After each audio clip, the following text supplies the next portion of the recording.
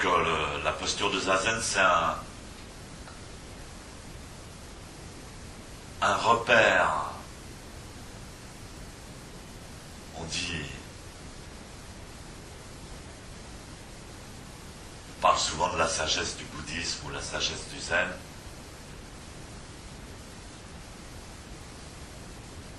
Elle est basée avant tout sur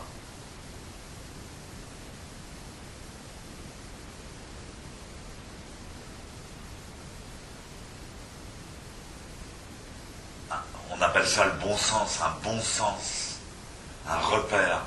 Et le repère, avant tout, est postural.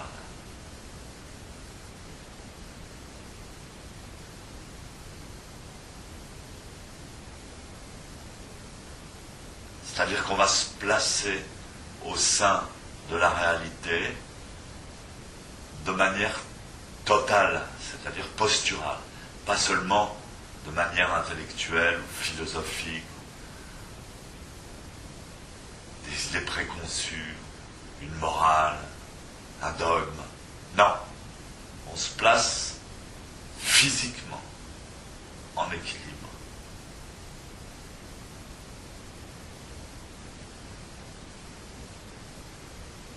Donc il y a l'équilibre haut et bas, les forces.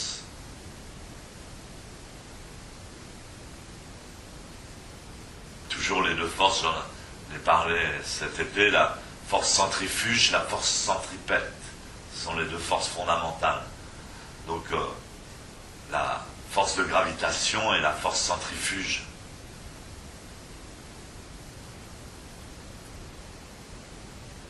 Donc on va se placer au sein de ces forces élémentaires ou élémentales cosmiques, avec notre propre corps. C'est ça la sagesse, seulement ça.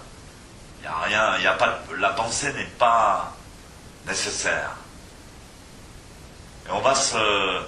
Alors, donc quand on croise les jambes aussi, en principe on fait, comme il y a deux zazen séparés par une marche, ben on fait un premier zazen d'un côté, par exemple du côté droit,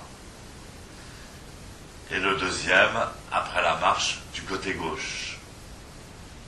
Et donc il y a un sens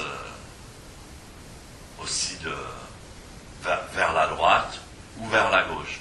On a aussi donc dans notre propre corps une circulation par exemple du système nerveux. On a une circulation du sang, on a une circulation énergétique.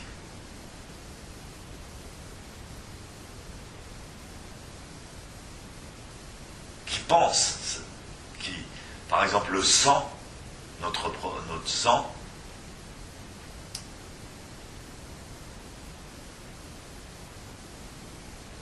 il représente aussi une réalité, donc une conscience.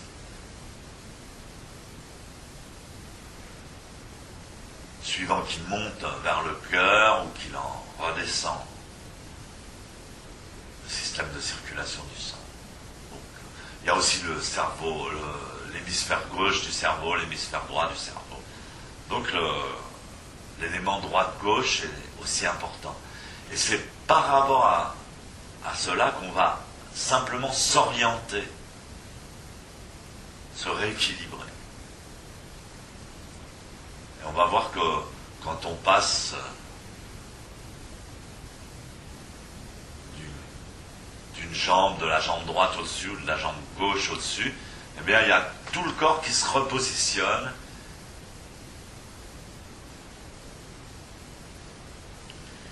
Je pensais à ça parce que je lisais une phrase d'un texte très ancien, le premier texte chinois, le premier texte bouddhiste chinois, donc qui est fait avec des poèmes très court. Et le poème 21 dit ne demeurez pas dans les deux préjugés, ne développez pas le dualisme.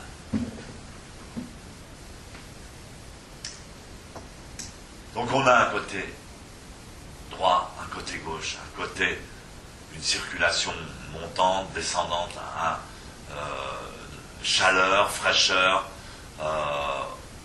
eau, feu, tous les éléments, on a tout ça en nous-mêmes.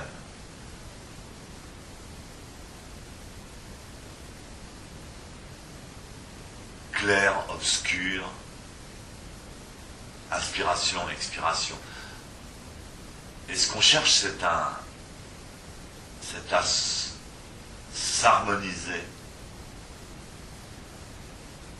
avec l'équilibre ou le mouvement, parce que c'est un équilibre toujours en devenir, le mouvement cosmique fondamental.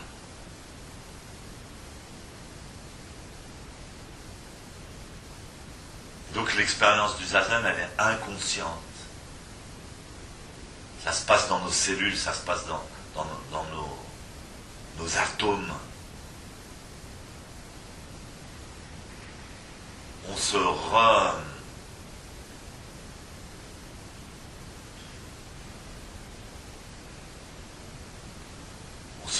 je sais pas comment, reload, on se rebranche sur le système cosmique fondamental. Donc moins on en fait, mieux ça marche. Plus on s'abandonne, les éléments qui nous composent connaissent depuis 13 milliards et demi d'années le chemin qu'elles doivent suivre.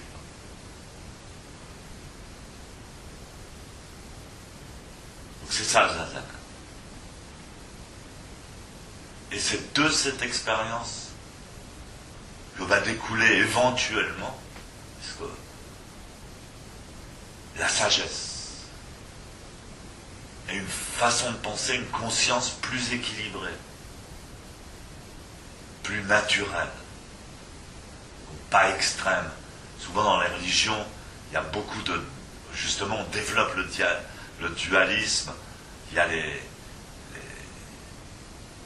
chrétiens et puis les incroyants, par exemple. Le peuple juif et les goïs, les musulmans et les... Je ne sais plus comment ça s'appelle, les incroyants, ou je ne sais plus quoi. Donc on ne sait pas, on dit qu'il y en a une partie qui va être sauvée et l'autre qui va être condamnée, par exemple. Ça, c'est le dualisme. Dans le bouddhisme, on dit même les bons seront sauvés. Alors à plus forte raison, les mauvais. Donc on a une tournure d'esprit qui englobe un mouvement qui inclut toute chose. Le Bouddha a dit, tant qu'il restera une seule personne sur cette terre qui ne sera pas sauvée, libérée, eh bien je reviendrai inlassablement. Donc c'est une manière de penser influencée par l'expérience du zazen. Donc une fois que vous aurez intégré la posture, c'est-à-dire pour vous c'est quelque chose de normal, vous asseyez pas, vous prenez la posture. Ensuite vous découvrirez donc la respiration qui est extrêmement importante. Et aussi l'attitude de l'esprit. Une attitude de l'esprit qui est en fait est forcément un petit peu différente de la manière dont on fonctionne dans notre vie ordinaire. Ce sont d'autres parties du cerveau qui vont s'éveiller. Et les parties utilisées habituellement dans notre vie quotidienne vont au contraire se lâcher, se déconnecter, se reposer vraiment. On va découvrir que fait, la conscience est beaucoup plus vaste, beaucoup plus diverse, et que notre propre cerveau est un espace immense à explorer. Donc l'attitude de l'esprit, ça signifie donc comment, que faire avec notre pensée, enfin ce que nous on est accoutumés d'appeler pensée. Qu'est-ce qu'on fait avec? Alors au début on nous dit, vous devez être fixe, immobile comme une montagne, et vos pensées sont semblables à des nuages qui passent dans le ciel. Parfois le sommet de la montagne est embrumé, recouvert de nuages, mais la montagne ne bouge pas. Les nuages passent naturellement, inconsciemment, automatiquement, en suivant le vent.